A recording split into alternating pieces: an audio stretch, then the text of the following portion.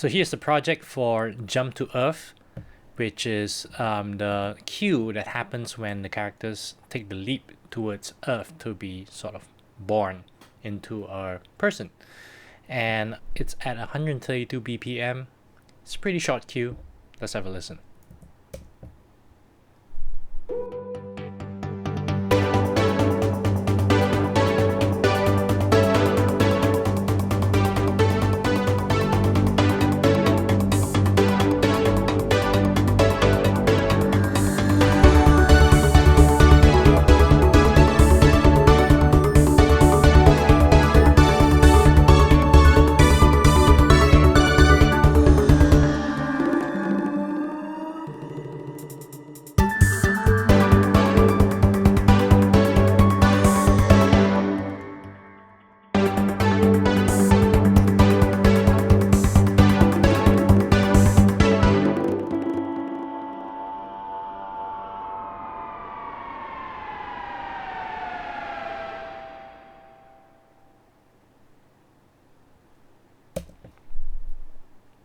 So let's get to it.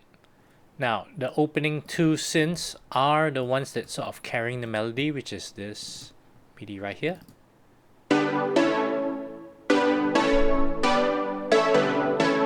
So let's go through that. The one that's carrying the main line is this synth right here, Airy Synth Lead. So let's have a listen to that. Now, it is made up of a preset on the modern synth, and it's called Zeal. So I normally just go through presets to get a basic texture of what I want, and then I start tweaking from there. And the few things that I tweak are the master envelope. So you just click on the master envelope and you see what's happening here, what the envelope is, and you can adjust the envelope, or you can adjust the attack, decay, S and R, sustain and release. These are very important things that determine how the texture of the synth plays. So I think it's very useful to learn how these things affect a sound.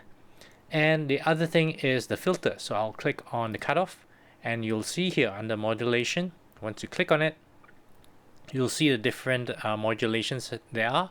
And one of the things is that AHDSR1, which is this one, is affecting the cutoff as well. So it depends on the depth.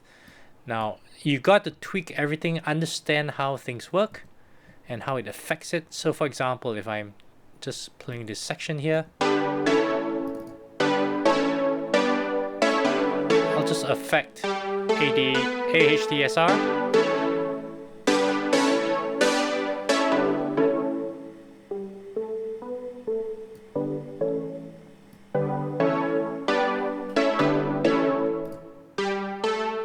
And we can go to the decay.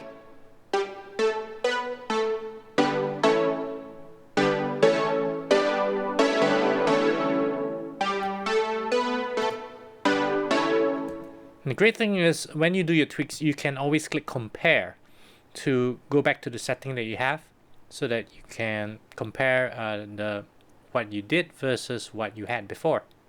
So that's the great thing about it. Now, notice underneath this main line, there is sort of like a harmony.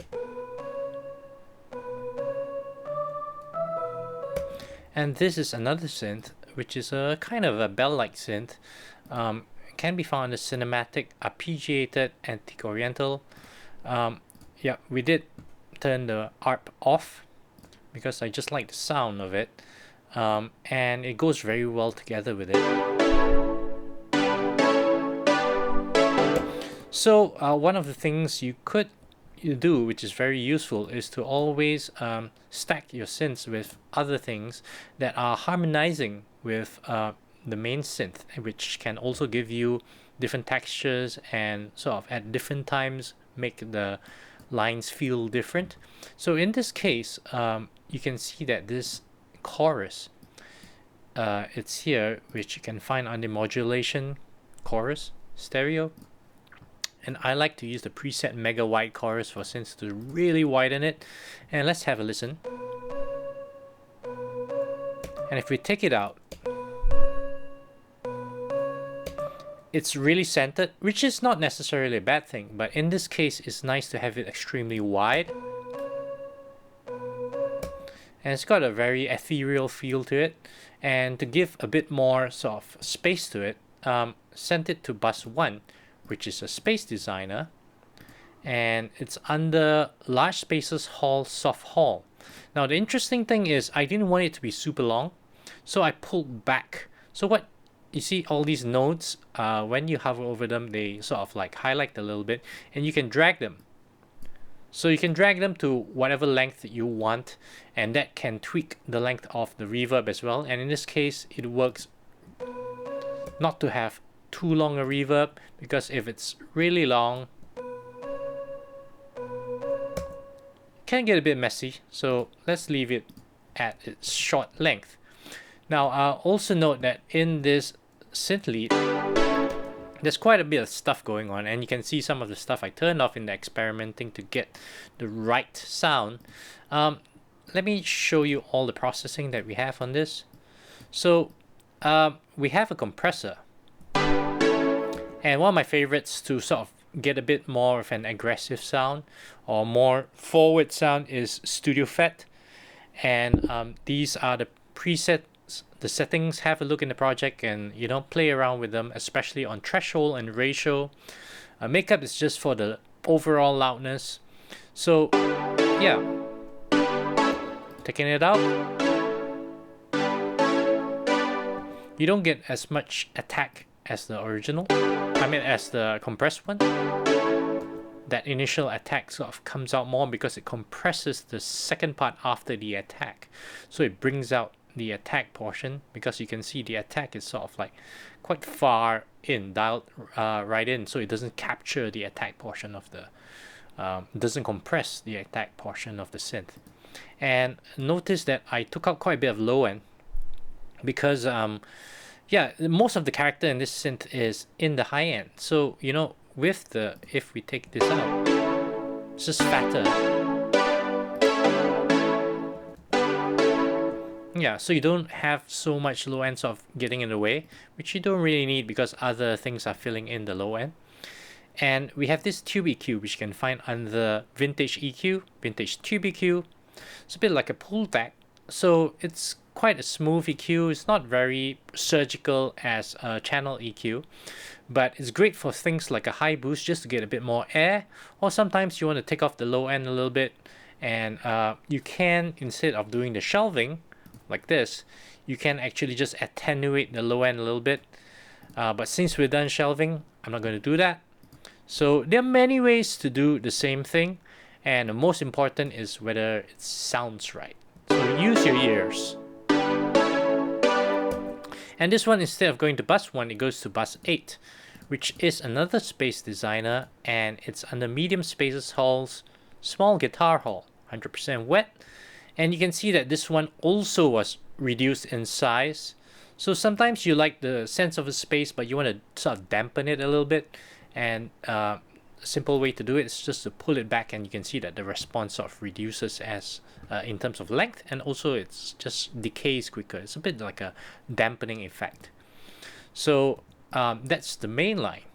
Now, as you can see, all these orange bits, they're kind of like the supporting sort of melodic aspects of it.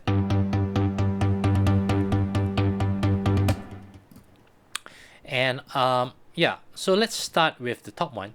And you can see it's an Alchemy patch, which is analog type sync buzz.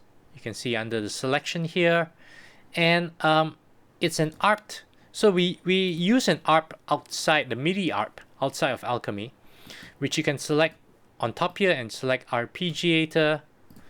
And you can program in your pattern. So it defaults to live, but when you click on grid, you can sort of click one by one to give you the pattern that you want depending on the rate, and you want it going up or down, it's up to you. But in this case, because it's just one note, then it's pretty straightforward. You can see that just playing one note, and you can see the art pattern sort of running.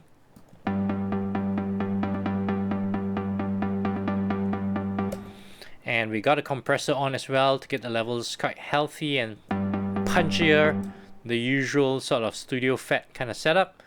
And also the chorus to this one to kind of get it wider, but in this case it's not an ultra wide. We sort of dialed in a bit of a more not so wide mix. You can see it's also going to bus 1. And then underneath that, so you can see that these different textures are playing the same thing. It's kind of like adding along and contributing different things to it. So the ARP is the same. In this case, it's a sampler, and you can see that this is a metal drum slap. A metal drum slap is just... Now I'm going to take out the amp and the channel EQ. So you can hear that metal drum slap, but you know, it was a little bit too drummy for the right sound, so I added an amp, which you can see here, and it's under distorted all the way up, so it sounds more like a synth guitar kind of thing. And then a channel EQ just to, you know, pull out some stuff, not to make it too forward. You know, when you send stuff through an amp or a kind of distortion, you get a lot of harmonics, and that's what the amp contributes. And one of the good things you can do is to sort of EQ out quite drastically stuff that you don't want, and it'll still be interesting enough to fill the spaces that the other synths might not have. And then there's another synth. And you can see that this one's a bit more clicky, it's a bit more like a string. Same ARP and alchemy. Now this one's a dowsing rod under cinematic arpeggiated dowsing rod.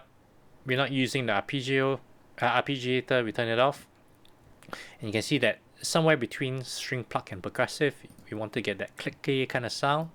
You can hear that they all contribute different things.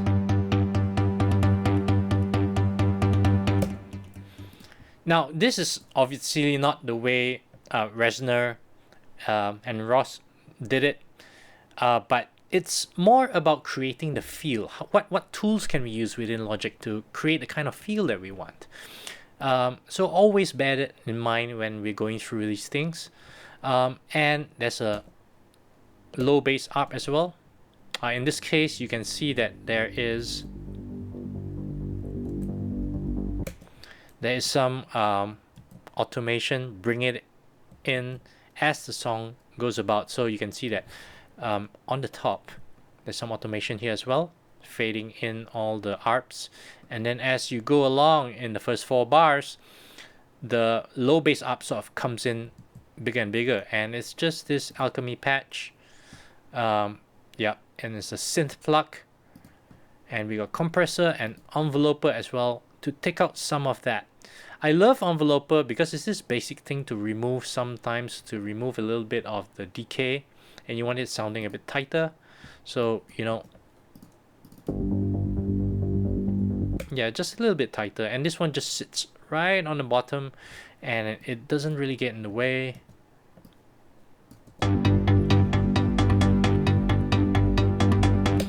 And what you can get with this kind of mixes that play the same thing is different textures can be obtained by just lowering and increasing the volume of some of the various synths in the mix.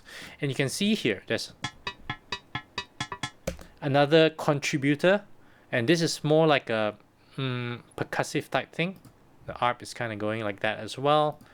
And this one in this case is a sampler, and it's under Synthesizer's sequence elements metallic percussion, so it adds a little more percussion to it.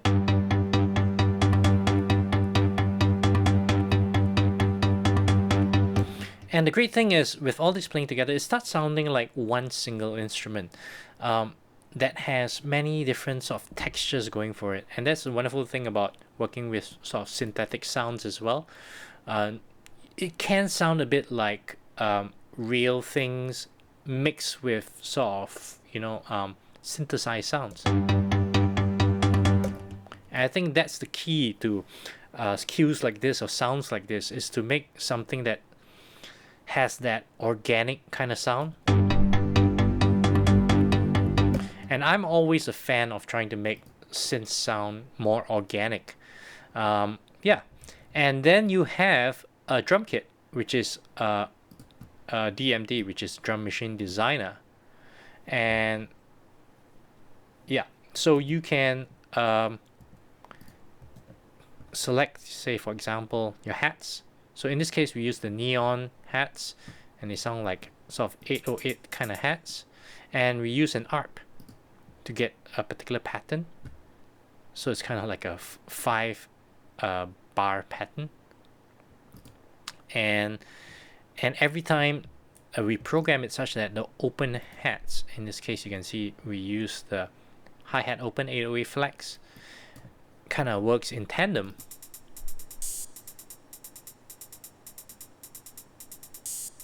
Like a real drum kit, right? So when you have your open hats and your closed hats come in, it sort of like chokes the open hat. And I think we bring that kind of idea and the kind of arrangement into electronic drums as well, because it works so well.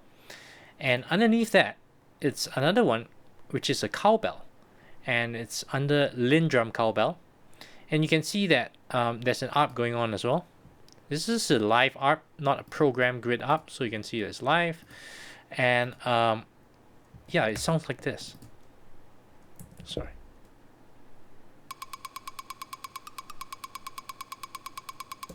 And you can see that there's a bit of a left-right kind of thing going, and it's because of the tremolo. You know, depending on the rate and the depth and the offset that you set, you can get quite a lot of sort of left-right panning kind of things going on. Yeah, and there's an enveloper as well, just to tighten up the clickiness. I mean, let's take it out and have a listen. It's just looser. It's tighter. So that's why I like enveloper for. I like to take away the sort of release section from it and just bring the gain down to 0. And yeah, that's what you got. So when you have all these together, they kind of like work together to get something like this. With the cowbell.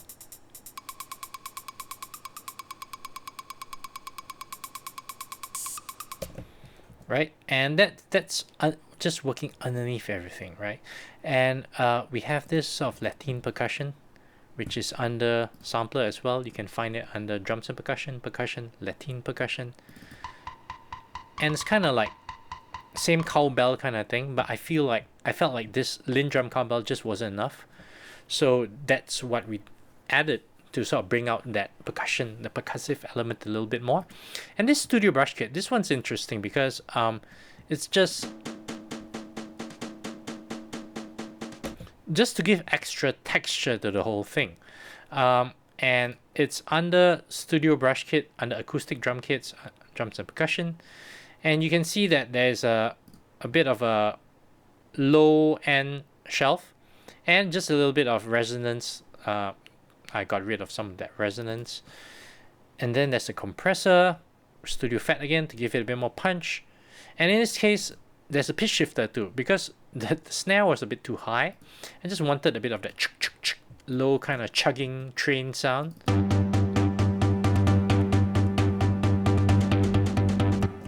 Yeah, so you get a bit of that working together, sounding like a single instrument kind of thing. And so with the percussion, and we have this thing called gear and springs as well. And interestingly, this one's under alchemy, under mallets, wood, and gear and springs. And you get these kind of like, we use an ARP as well. So it's a programmed grid ARP. Here's how it sounds like.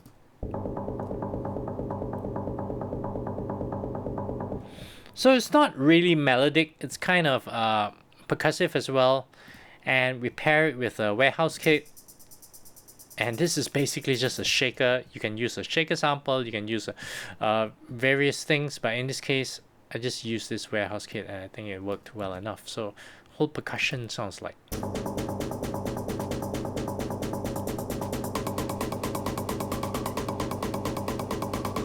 It's quite intense if you kind of think about it, but it works really well with everything.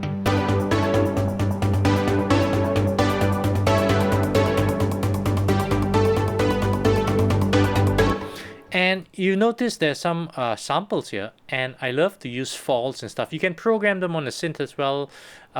This one I just took from the loops, so you just type fall and falling star effect, just this various synth effects, and I sort of chop them around, use the end bit, the tail end with the starting end, and they just...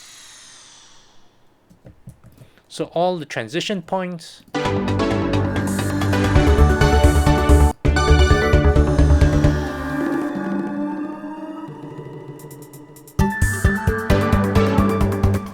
So you can hear all these sort of transition points, but they blend together with the pads.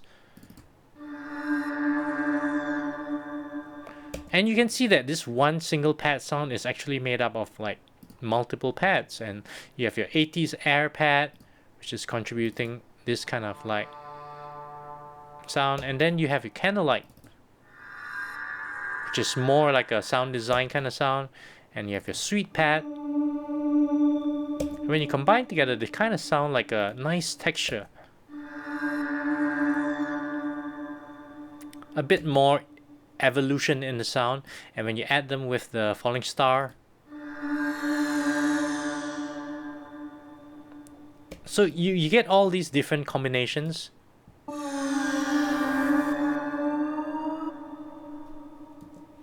And they create a lot of mood. And you know these Hammond mallets, they're the ones that sort of giving that moving feel. So you can find them at Alchemy. I really like this sound. It's actually kind of keys piano Hammond mallets, and you get that kind of very electronic kind of sound, and still a little bit organic. And you know, with some stereo delay, really sort of brings out the dimensionality of it. And sometimes just the default sound for stereo delay is just great. And also, you know, sometimes like you can add arps into your patterns to really bring it out. So let's see, like here for example, kind of working together. So you have this high arp, which is an ES2, and it's pretty straightforward. It's actually a default patch. I just programmed it myself, and yeah, this was just a live one. So when it's just about playing the notes and changing the high notes.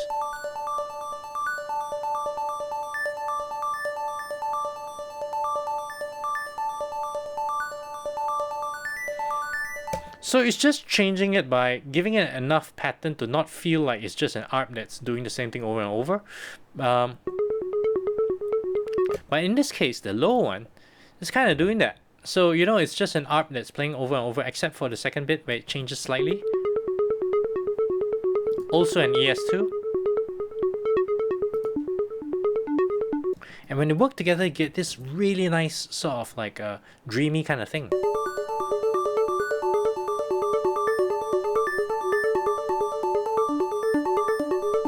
And when you work together with the main synths,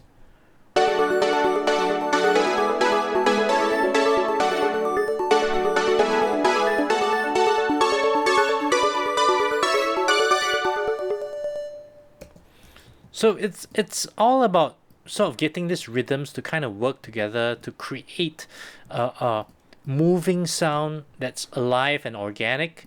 And that's the thing about these electronic pieces. It's not so much about the sort of the fancy harmonies that's coming along and stuff like that. It's how the textures work together, how the rhythms work together.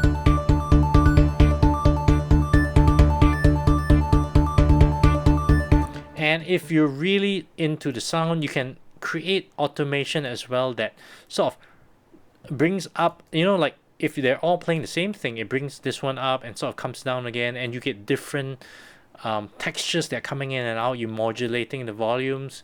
So that could be extremely interesting as well when it comes to longer passages and playing the same texture. So I think bringing sort of this volume modulation, changing textures is a very big part of programming interesting synth parts. Think about it, the rhythm, I mean, although it does change,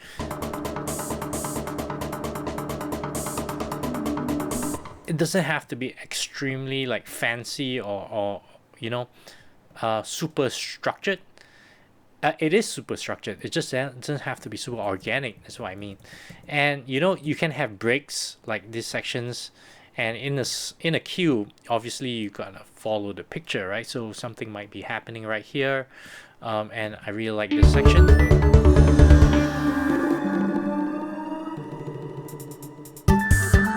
And these congas right here, they kind of contribute a little bit of that organic feeling, but still not taking you into sort of like, oh, this is live band territory, because of the delays, stereo delay on both of them, and they give this otherworldly kind of sound, and they only come in for this particular period. And you can see there are breaks here, and the end texture, I find it really interesting because it's fun to figure out how to do something like this, right?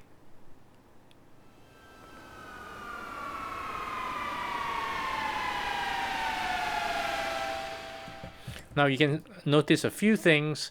Let's see. For example, you can see that this one has a pitch bend that's slowly going downwards and ends at this low section. But also, it's interesting to see how the synth is like, because there's a noise element of the synth, and that noise element is kind of like, let's see how it sounds.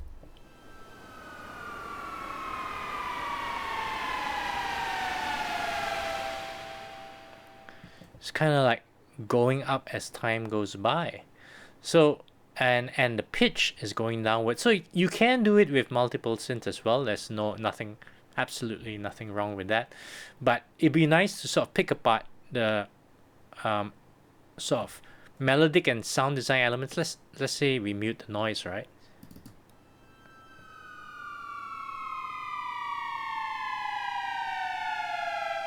So that's what you get. And if we put back the noise,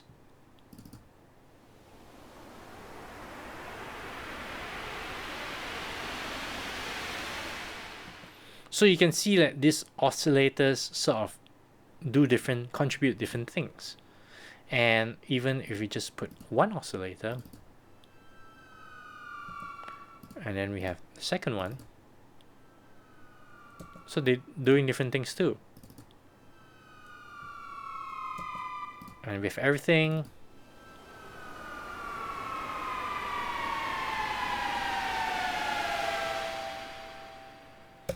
and you can see that the release is quite a long release. It's over here. So somewhat on the higher side of things. You know, attack is a long attack, so the thing doesn't come in straight away. And I think that understanding ADSR envelopes, whether it's for volume or for other things, it's extremely useful to know that, so that you can build textures with your synths and understand how these things work, because then you can build the sounds in your head. So that's something to really pay attention to.